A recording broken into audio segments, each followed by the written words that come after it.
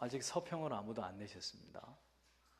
그래서 어떤 분에게 이걸 부탁하면 100% 서평을 거둬주실까 생각해 봤더니 교육분과장이신 고은석 집사님께서 악역을 좀 해주십시오. 존 맥어더 목사님이 쓴 복음을 부끄러워하는 교회.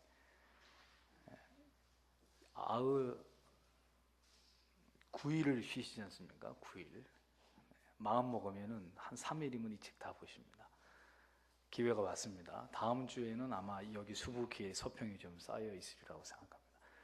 교육분과장님께서 책임지고 서평을 좀 이렇게 거둬 주셔서 그냥 넘어가시려고 생각하셨죠? 안 됩니다. 다 책 읽으시고 서평 제출하시고 제일 잘 쓰신 분은 이 앞에서 발표를 시키겠습니다. 그러면 아무도 안 쓰시려나요? 네. 오늘은 본문도 길고 설교 제목도 깁니다. 용서, 어두움의 과거를 접고 새로운 역사를 써나가게 하는 힘, 이라는 제목으로 하나님 말씀을 전하겠습니다. 어둠의 과거를 접고 새로운 역사를 써나가려면 우리 스스로의 의지적 결단이 중요합니다. 다윗은 이런 역사적 필요에 정확하게 부합했던 그런 리더였습니다. 이스라엘과 블레셋이 각각 나라의 운명을 걸고 격돌했던 이 길보아산 전투에서 결국 이스라엘의 왕 사울과 그 아들 요나단을 비롯해서 많은 왕자들과 그리고 이스라엘의 용사들이 장렬하게 전사하게 되는 그런 비극이 벌어지게 됩니다. 다윗이 복수를 하지 않았어도 하나님께 버림을 받은 사울은 비참한 최후를 맞이하게 되었던 것을 볼 수 있죠. 역사를 보십시오. 악인은 그보다 더한 악인에 의해서 제거되는 것입니다. 하나님의 임재가 떠난 사람의 운명은 모래시계와 같은 거예요. 끝이 있다는 얘기입니다. 반드시 멸망하게 되어 있는 것입니다. 하나님의 심판의 칼은 절대로 비껴가지 않습니다. 의인에게도 그리고 악인에게도 최후의 날은 다가오고 있을 뿐입니다. 폭군 이 사울 왕의 죽음으로 다윗은 이제 기나긴 광야에서의 도망자의 생활이 끝나는 듯 그렇게 보여졌습니다. 그러나 다윗의 등장은 어두움의 과거를 접고 그리고 새로운 역사를 써내려가야 하는 역사적 사명을 껴안고 출발해야 되는 무거운 짐을 다윗은 껴안아야만 했습니다. 어찌되었건 하나님께서 준비하신 대안인 다윗은 이제 뛰어난 리더십을 발휘하면서 난세를 극복해 나가기 시작합니다. 그 과정에서 오늘 우리가 집중적으로 살펴보려고 하는 것은 바로 다윗에게 있었던 이 남다른 성품, 자신의 적까지 품으면서 그것으로 많은 사람들에게 감동을 주었던 이런 그의 아름다운 인격을 집중적으로 조명해 보려고 합니다. 탁월한 하나님의 사람은 인격과 실력을 겸비한 사람입니다. 인격은 칼집이고 실력은 칼로 비유할 수 있습니다. 칼과 칼집. 칼이 없는 칼집은 것이 아무리 그럴싸해도 아무 소용이 없는 무용지물입니다. 칼집만 가지고 어디다 쓸 거예요? 또 칼집이 없는 칼은 보금이라 할지라도 아무나 찌르고 베어버리는 이런 흉물이 될 것입니다. 칼집에 칼이 잘 꽂혀 있지 않고 칼집이 없는 채로 칼을 차고 다닌다고 생각해 보세요. 그 칼이 자기 허벅지도 베고 옆에 있는 사람도 찌르고 얼마나 위험한 흉물이 되겠습니까? 인격이 아무리 훌륭해도 실력이 없으면 좋은 일을 하고 싶어도 뜻을 이룰 수 없는 것이고, 실력이 아무리 탁월해도 선한 마음과 맑은 샘과 같은 깊은 인격이 없으면 악한 목적을 위해서 쓰여지게 되고 결국 다른 사람을 해치는 그런 사람이 되고 마는 것이죠. 그래서 칼도 중요하지만 칼집도 중요한 것입니다. 그래서 하나님께서는 하나님의 영광을 위해서 사용하고자 하셨던 모든 사람들을 이렇게 철저하게 훈련시키면서 오랜 시간 동안 준비를 거쳐서 이 두 가지 모두를 갖추도록 섭리하시고 지도하시는 것을 보게 됩니다. 출중한 실력도 있어야 되지만 그리스도를 닮은 인품도 갖추는 이런 사람이 되도록 하나님이 지도를 하시죠. 사울이 죽고 드디어 이 암울하던 시절이 저물면서 다윗에게 역사의 새벽이 이제 밝아오기 시작합니다. 자, 이때야말로 이제 광야에서 빚어진 그의 인격과 실력이 이제 실전에서 하나하나 검증을 받는 순간입니다. 억울함과 이 원통함의 세월을 잘 인내하면서 하나님 앞에서 광야의 모든 고난의 학교를 우수한 성적으로 졸업한 다윗은 이제 하나님의 마음에 합한 사람답게 눈앞에 산재에 있었던 난제들을 하나씩 지혜롭고 용감하게 해결해 나가는 모습을 보게 됩니다. 이 길보아산의 전투에서 사울 왕을 죽인 이 블레셋 사람들의 기쁨은 대단한 것이었습니다. 블레셋 사람들은 사울 왕의 머리를 베고 갑옷을 벗겨낸 다음에 그 시체를 끌고 와서 벳산이라고 하는 그 산 성벽에다가 사울의 시체를 못 박아 놓고 전시를 했습니다. 당시 고대 사회에서는 이처럼 승자가 패자를 철저하게 짓밟는 아주 잔인한 관습이 있었습니다. 그리스의 위대한 영웅 아킬레스가 트로이 전쟁에서 왕자인 헥토르를 죽이지 않습니까? 그리고 그의 시체를 자기의 마차에 매달아서 3일 동안 끌고 다니잖아요. 이렇듯 패자의 우두머리는 죽어서도 치욕을 당해야만 했다는 것이 고대 전투사에 기록이 되어 있습니다. 그런데 다윗은 아직 이 사울과 요나단의 죽음을 알지 못하고 있었습니다. 후에 이제 그들의 전사의 소식을 들은 다윗은 자, 여러분 같으면 어떻게 하시겠습니까? 쾌재를 부르겠죠. 물론 친구 요나단의 죽음은 애석한 일이고 비통한 일이겠지만 그렇게 자기를 죽이기 위해서 늘 혈안이었던 사울의 죽음은 다윗에게 너무나 기쁜 소식이 아닐 수 없었을 것입니다. 하지만 다윗은 그 사울 왕의 죽음을 들으면서 쾌재를 부르는 대신 그 깊은 슬픔에 통곡하면서 애가를 지어서 이들을 칭송한 장면이 바로 사무엘하 1장에 나오는 내용입니다. 다윗은 진심으로 자신의 목숨을 노렸던 원수를 용서하고 그리고 그의 죽음을 형식적으로 슬퍼했던 것이 아니라 정말 마음 깊이 슬퍼하면서 애도하고 있는 모습을 우리가 성경을 통해 확인할 수가 있죠. 자기를 죽이려고 그렇게 자기의 뒤를 추적했던 사울 왕의 죽음에 대해서조차도 다윗은 슬퍼할 수 있었던 그런 인격의 사람이었습니다. 솔직히 얘기하면 그렇잖아요. 나를 괴롭히던 원수가 징벌을 받아서 괴멸된 모습을 보고 아니 우리가 기뻐한들 즐거워한들 그게 무슨 흉이 되겠습니까? 그러나 그렇게도 혹독하게 다윗을 괴롭히던 사울 왕이 하나님의 준엄한 심판으로 멸망을 당함을 보게 될 때 진심으로 애통하면서 슬퍼하는 다윗의 모습은 그대로 그 모습 그대로 하나의 감동의 심포니가 되어서 사울 왕을 쫓았던 많은 사람들의 마음에 어떤 큰 파장을 불러일으키는 감동의 선율이 되었던 것을 성경은 우리에게 보여줍니다. 그 사울 왕을 따랐던 사울의 부하들이 사울 왕의 죽자 다윗이 그것을 슬퍼하는 모습을 보면서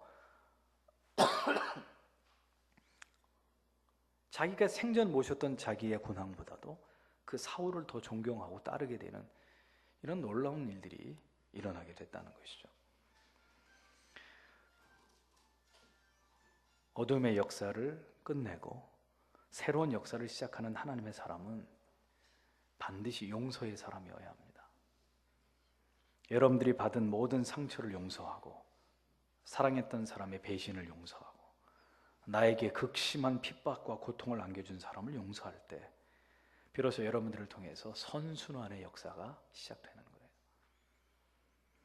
여러분 안에 있는 깊은 상처가 아물게 되면 이제 여러분은 그 치명적인 아픔과 상처의 바이러스에 대해서 백신이 되는 것입니다. 나와 동일한 아픔을 겪고 있는 사람들을 치유할 수 있는 특효약이 되는 거예요. 오래전 어떤 집사님이 저와 상담을 하면서 대학 시절 과 선배에게 성폭행을 당했다는 사실을 참 어렵게 저에게 말씀하셨습니다. 눈물을 툭툭 떨구면서 그때의 그 괴로움이 그대로 기억 속에 살아서 자기를 괴롭히고 있다는 얘기를 하신 적이 있습니다. 그래서 제가 그분께 그런 말씀을 드렸어요. 그 상처가 그 상처가 치료되는 그 상처를 치료하시는 하나님의 은혜가 집사님에게 임할 터인데 집사님이 그런 남다른 아픔과 상처를 당하신 이유는 딱 하나입니다. 집사님처럼 그런 일을 당한 사람들에게 집사님이 하나님의 은혜를 통해 회복되셨듯이, 깨끗하게 치료되셨듯이, 집사님은 그런 사람들을 고쳐주는, 그런 사람들에게 예수의 위로를 전하고, 봐라, 나도 그런 일을 당했지만 이렇게 하나님께서 모든 내 마음의 미움과 분노들을 거두어 가시고 이렇게 나를 치유하시지 않았느냐. 그러니 당신도 하나님이 고쳐주신다. 수치스럽게 생각하지 말고 부끄러워하지 말아라. 집사님의 아픔이 곧 사명이 될 것입니다 라는 말로 제가 위로해 드린 기억이 있습니다. 사람들을 우리가 우리의 경험한 그 고통을 통해서 그 고통을 우리가 되물림하는 사람이 돼서는 안 되고, 예수의 사랑으로 내가 받은 그 치유의 능력을 가지고 그들을 예수께로 인도하고, 내가 경험한 그 치유의 능력을 그들도 경험하게 하는 그런 여러분들이 인도자가 되어야 되는 거예요. 여러분들의 모든 아픔은 아픔으로 끝나는 것이 아닙니다. 그것이 곧 여러분들의 사명이 되는 것입니다. 다윗 앞에는 풀어가야 될 많은 과제들이 있었습니다. 그 중에 가장 큰 문제가 남아있는 사울의 추종 세력들, 그들의 저항을 해결하는 문제였습니다. 그 저항 세력의 핵심에는 아브넬이라는 인물이 있었습니다. 아브넬이 누구냐면은 사울 왕이 총애하던 국방부 장관 같은 사람, 군대 장관이었던 사람입니다. 사울의 오른팔과도 같았던 그 아브넬이 사울 왕이 죽자마자 즉시 사울의 남은 아들 이스보셋을 왕으로 옹립하면서 북쪽 이스라엘에 사울의 남은 잔당들을 다 규합해서 다시 다윗을 대적하기 위한 세력을 규합하는 그런 중심 인물의 역할을 아브넬이 수행을 합니다. 다윗은 남쪽 유다 지파의 추대를 받아서 헤브론에서 왕으로 즉위했지만, 이 북쪽의 아브넬이 이끄는 사울의 잔당들, 그들이 세우는 왕국과 계속해서 이 통일 전쟁이 그 이후로 7년 반이나 되는 긴 세월 동안 사울이 죽었음에도 불구하고, 사울이 죽으면 모든 것이 끝날 줄 알았는데 그의 오른팔이었던 아브넬이 사울의 아들을 왕으로 세우면서 7년 반 동안에 계속해서 또 통일 전쟁을 치러야 되는 그런 어떤 고통을 그가 감내하게 됩니다. 그러니 광야의 도망자의 세월까지 합하면 무려 16년이나 되는 긴 세월 동안 하나님의 때를 기다려야만 했던 다윗이었단 말이죠. 다윗이 얼마나 놀라운 인내심을 가진, 오래 참을 수 있었던 사람이었는지를 다시금 확인할 수 있는 대목입니다. 자, 이런 것을 보면 우리가 고린도전서 13장의 내용을 우리가 지금 강의의 말씀을 듣고 있습니다만, 하나님의 사람은 모두 이렇게 탁월한 인내의 사람들이었다는 것을 발견하게 됩니다. 인내라면 한 인내하는 사람들, 물론 하나님께서 그렇게 하도록 은혜를 주셨기 때문이지만 정말 그렇게 인내하는 사람들이 결국 하나님 앞에 위대하게 쓰임받았던 것을 우리는 성경을 통해서 보게 되는 것입니다. 10년을 기다리고 한 달을 쓰임받더라도, 1년을 기다려서 하루를 하나님께 쓰임받더라도 그날을 위해서 믿음으로 인내하고 또 인내할 수 있는 사람들이 바로 성도들이란 말입니다.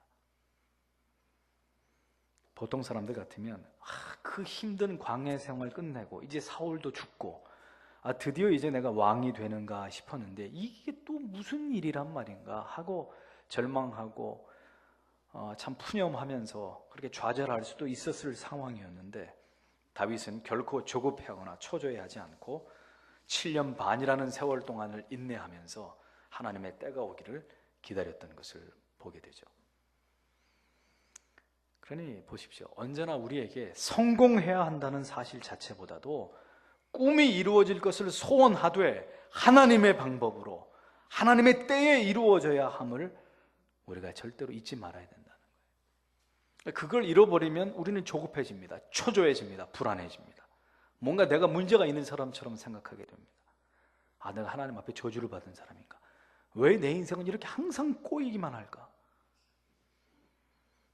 그런 관점으로 여러분들에게 다가오는 운명 같은 일들을 그렇게 해석하셔서는 안 됩니다. 속히 바라는 것이 이루어지지 않을 때 하나님을 원망하지 마시고 계속해서 내 자신을 들여다봐야 되는 거예요. 왜 하나님 안 해주십니까?를 묻지 말고 나는 과연 하나님의 뜻을 이루기 위한 준비가 모두 갖추어졌는지를 끊임없이 자기를 바라보는 거예요. 자기 자신을 돌이켜보는 거예요. 하나님의 때와 여러분들의 때가 다르다는 것을 분명히 기억하셔야 됩니다. 반드시 하나님께서는 오늘 우리를 향한 하나님의 뜻과 계획을 이루고야 마실 분이라는 것을 절대로 의심하지 마세요. 다만 그것이 이루어지는 때는 여러분들이 생각한 때와 하나님의 때가 다르다는 것. 언제나 역사는 하나님의 뜻을 믿고 기다리는 자의 손을 들어주는 법입니다. 그러니 인내하셔야 되는 거죠. 사무엘하 3장 1절을 보십시오. 악인은 가만히 두어도 쇠퇴하게 되어 있습니다. 악은 자멸하게 되어 있는 거예요. 이 사울 진영의 실권자인 아브넬과 허수아비 왕인 이스보셋 사이에서 뭐가 일어납니까?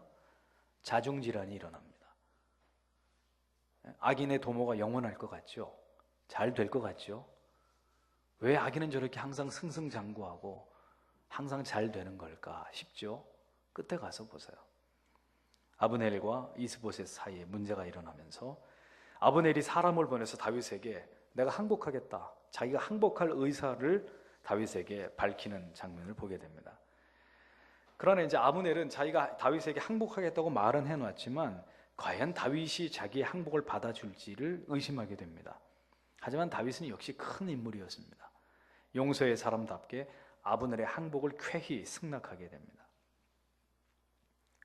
용서가 뭔지 아세요? 용서는 용서를 구하는 사람의 그 진실에 대해서 가장 분명한 방법으로 화답하는 것입니다. 그게 용서입니다.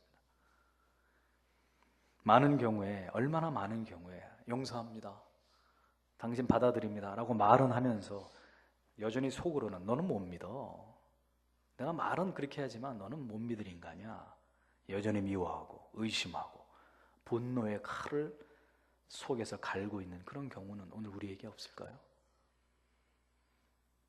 용서한다고 하면서도 의심하고 신뢰를 주지 못하고 경계하고 있는 그런 어두운 모습들이 오늘 우리 안에 있단 말입니다. 그건 진정한 용서가 아닙니다.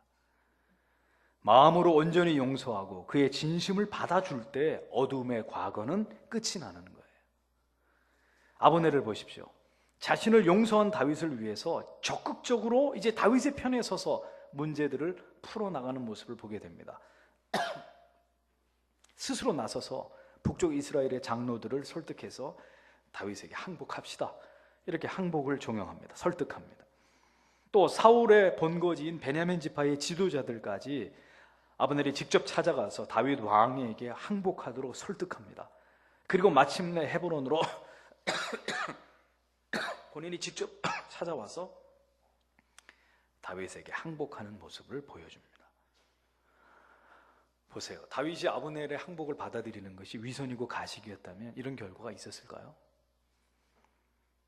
다윗은 진심으로 아브넬을 용납하고 어제의 적이었지만 오늘의 동지와 벗으로 그를 받아들였다는 것입니다. 진정한 용서는 사람을 변화시키는 힘이 있습니다. 용서는 신뢰와 함께 가야 되는 거예요. 용서는 용서고, 그러나 여전히 나는 당신을 불신합니다, 그건 용서가 아니란 말이에요. 용서는 어제의 적을 오늘의 동지로 만듭니다. 어제의 굴욕적인 배신자를 오늘 친구로 받아들이는 것입니다. 바울은 전도 여행 중에 바나바의 생질 마가가 밤빌리아에서 전도 여행에 일행해서 임의로 이탈했던 일로 인해서 그를 다시 전도 여행에 데리고 갈 수 없다는 입장을 보입니다.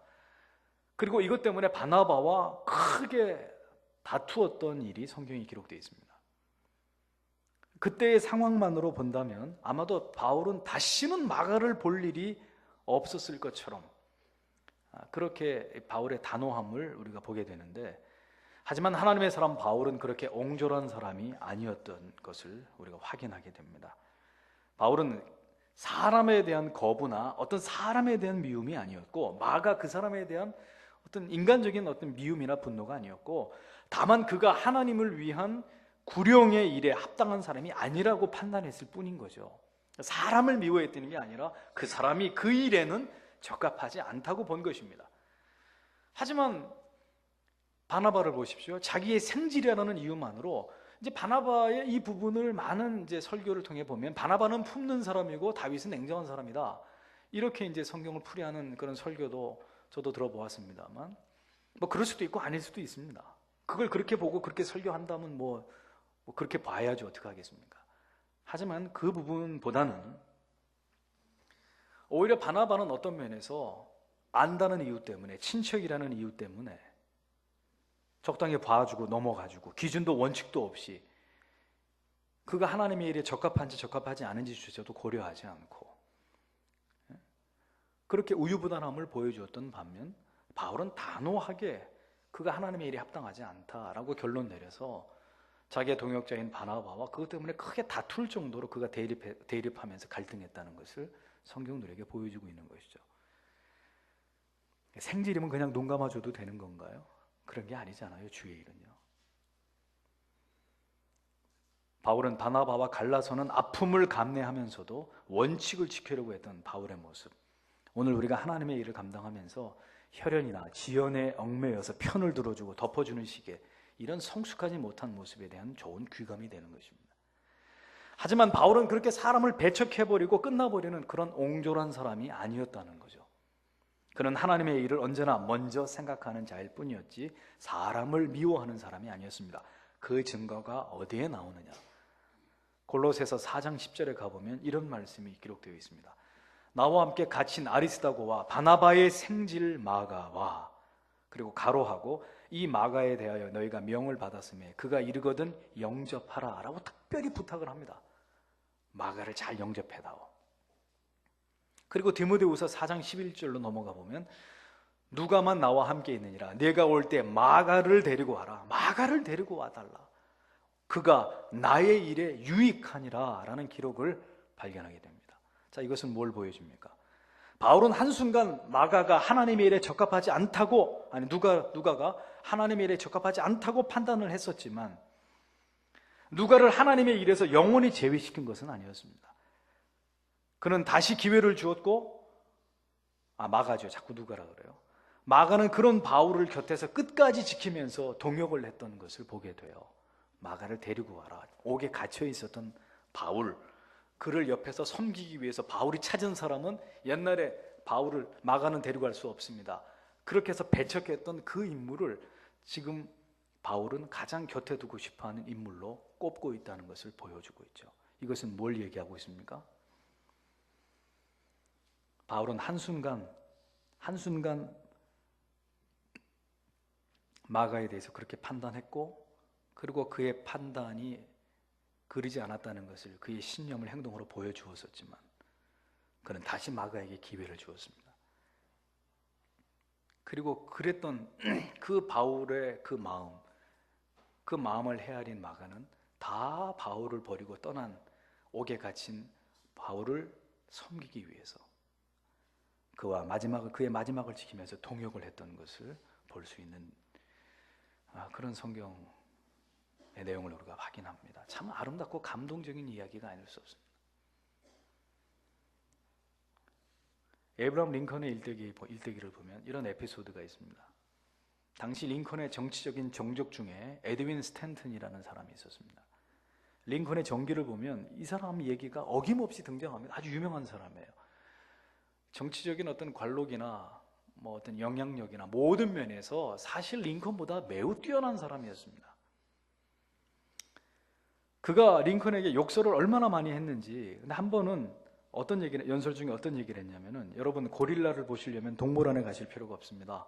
일리노이 스프링필드에 가면 거기에 오리지널 고릴라가 있습니다. 이 고릴라는 누구를 말하는 걸까요? 링컨을 얘기하는 거였습니다. 그곳이 링컨의 고향이었단 말입니다.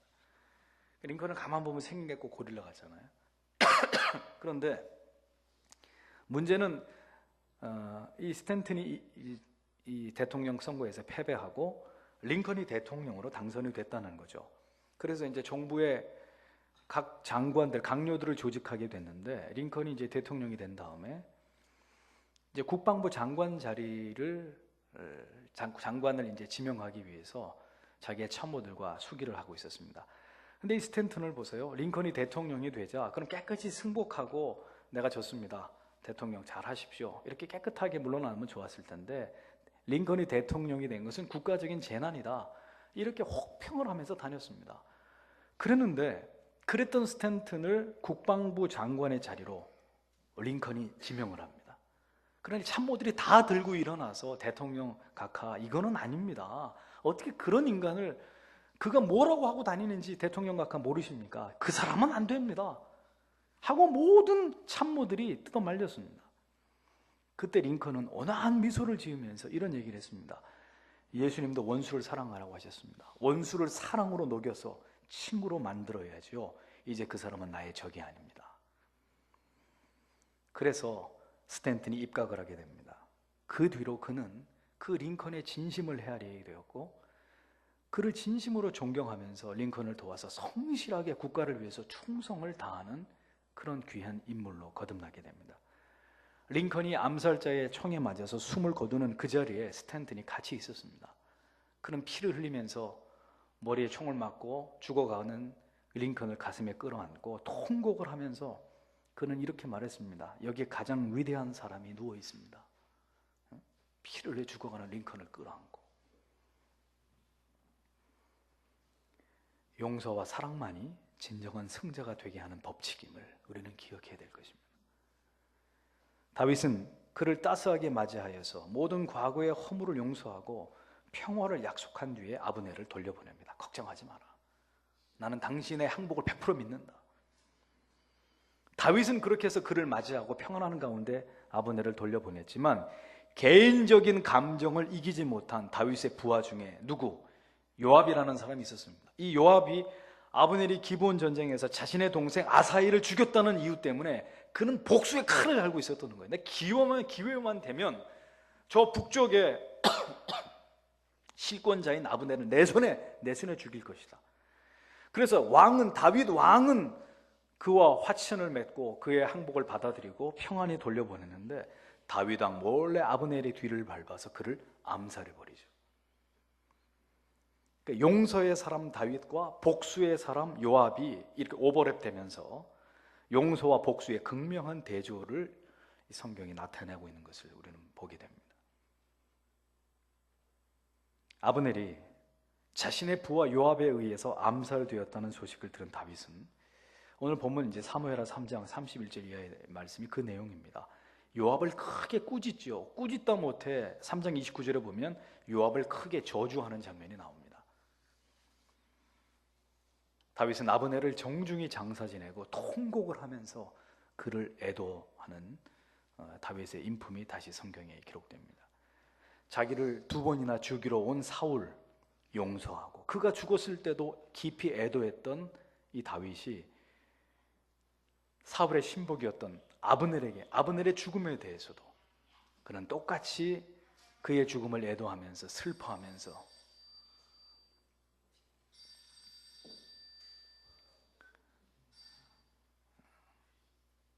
그의 죽음에 대해서 진심으로 마음 아파했던 이런 다윗의 넓은 마음, 흐르는 물과 같은 그의 인품을 우리는 보게 되는 것입니다.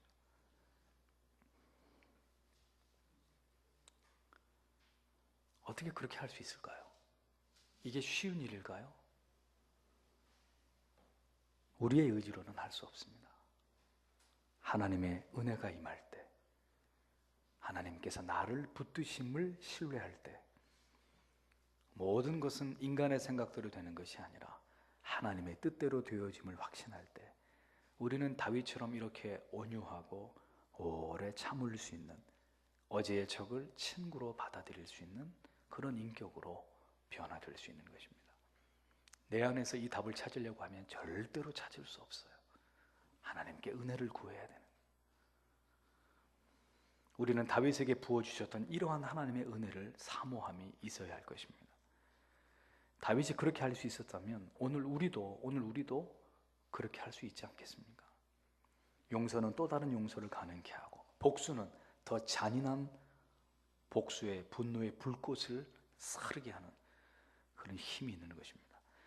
33절 이하에 다윗이 아브넬의 죽음을 얼마나 슬퍼했는지, 그를 위해 애가를 지어 불렀고 또 그를 위해 금식까지 하고 있는 다윗의 모습을 보게 됩니다. 누가 그 자신의 원수를 향해서 그렇게 할 수 있겠습니까? 다윗의 위대함은 바로 그가 진정한 용서의 사람이었다는 것입니다. 성경은 이 다윗을, 제가 왜 다윗을 집중 조명하냐면 보통 성경의 다른 인물은 그 인물의 한 면만을 이렇게 기록하고 지나갑니다. 하지만 성경은 이 다윗을 여러 각도에서 조명하고 있어요. 그의 공적과 과오, 그가 하나님 앞에 잘한 것과 치명적인 하나님 앞에 저지른 범죄, 다윗을 완전히 발가벗겨 놓고 여러 각도에서 다윗을 조명하고 있습니다. 성경에 이런 인물은 그렇게 많지 않습니다. 골리앗을 거꾸로 들였던 불세출의 뛰어난 용사로 그를 그리고 있는 한편, 또 하나님 앞에 간음과 살인을 교사하는 아주 치명적인 죄를 저지른 악인으로 그를 그리고 있습니다. 이렇게 다윗의 여러 모습 가운데 저는 개인적으로 다윗에게 어떤 가장 그 다윗다운 매력, 영적인 매력을 어디서 느꼈느냐? 이와 같이 그의 흐르는 물과 같은 이런 순박함, 순수함, 여린 성품, 한없는 용서의 사람의 모습. 저는 다윗의 여러 모습 가운데 이 모습이 특히 제 마음에 깊이 와닿았습니다. 아마 내 자신이 냉정하고 좀 이렇게 용서에 인색한 사람이라 그런지 모르겠습니다. 이런 다윗의 용서의 마음은 수많은 사람들의 가슴에 그를 진정한 지도자로 각인시키기에 충분했습니다. 다윗이 아브넬을 후히 장사 지내는 모습을 보고 사울의 죽음에 대해서 애도하는 다윗의 모습을 보면서 사울 왕의 부하들이 다윗에 대해서 남다른 마음을 갖게 되었듯이 사무엘하 3장 36절에 보면 온 백성이 보고 기뻐하며 왕이 무슨 일을 하든지 무리가 다 기뻐했다, 이런 말씀이 기록되어 있습니다. 자, 다윗의 어떤 행동 때문에 다윗은 더 많은 사람을 얻게 됐을까요? 원수를 용서하고 품고 그의 죽음에 대해서 마음으로 깊이 애도하는 그의 온유함, 그의 용서의 모습, 그것으로 말미암아 그는 더 많은 백성들의 존경과 그들의 마음에 기쁨을 얻게 하는 그러한 왕으로 성경은 다윗을 기록해 놓고 있습니다. 그러니 첨예한 갈등과 대립과 상처가 핥히고 지나간 곳에는 어떤 사람이 필요합니까? 용서의 사람, 다 덮고 끌어안고 다시 봉합시키는 이런 용서의 사람만이 새 시대를 여는 그런 참된 리더가 될 수 있는 거예요. 여러분들의 가정에서든지 직장에서든지 친척 사이에서든지 피스메이커, 평화를 만드는 사람, 화평한 사람들이 되셔야 되는 거죠.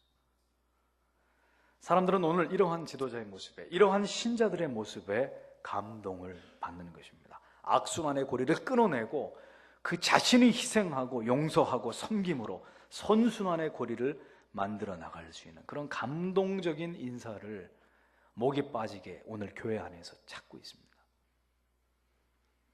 저는 오늘 이 말씀을 듣는 여러분들이 바로 이 사회 곳곳에서 사람들의 얼어붙은 마음을 녹여주고 원수까지도 이웃으로 만들어낼 수 있는 이런 마음을 가진, 사람들의 마음을 열어 젖힐 수 있는, 사람들에게 감동을 줄 수 있는 그러한 신자들이 모두 되시기를 축복합니다. 여러분들의 가정에서든지 직장에서든지 교회 안에서든지 이런 신앙의 인격을 가진 지체들, 주님께서 찾으시는 그러한 인물들이 아니겠습니까? 이것이 바로 이 시대가 필요로 하는 넓은 가슴을 가진 하나님의 사람들입니다. 용서의 사람만이 칼과 창을 휘게 하고 무력으로 절대 얻어내지 못하는 사람들의 신임과 존경과 사랑을 얻어낼 수 있는 것입니다. 용서의 사람만이 이 각박한 세상에서 진정으로 사람들의 가슴 속에 오래 지워지지 않을 하나님께서 주시는 감동을 새겨 넣는 주인공이 될 수 있는 것입니다. 잔혹하고 집요했던 사울과 그의 추종자들과의 기나긴 전쟁은 그렇게 다윗의 승리로 끝이 났습니다. 그동안 함께 사선을 넘었던 많은 부하들과 백성들이 천지가 떠나가도록 그의 승리에 함성을 지르고 있을 때 다윗은 털썩 땅에 주저앉습니다. 그리고 그의 입에서 하나님을 향한 감사의 찬양이 터져 나왔습니다. 그 위대한 구구절절의 시가 바로 시편 18편의 내용입니다. 집에 가셔서 묵상해 보세요. 나는 오늘 이러한 위대한 찬양의 고백이 여러분들의 생애 가운데서도 있게 되기를 축복합니다. 용서로 모든 어두움의 과거를 씻어내고 희망찬 미래의 새로운 역사를 써내려가도록 끝까지 우리를 도우시고 섭리하신 하나님 앞에 감동의 고백이 될 수 있는 그런 눈물의 시가 여러분들의 남은 여생 속에 더 많이 탄생하게 되기를 주님의 이름으로 축복합니다. 기도하겠습니다.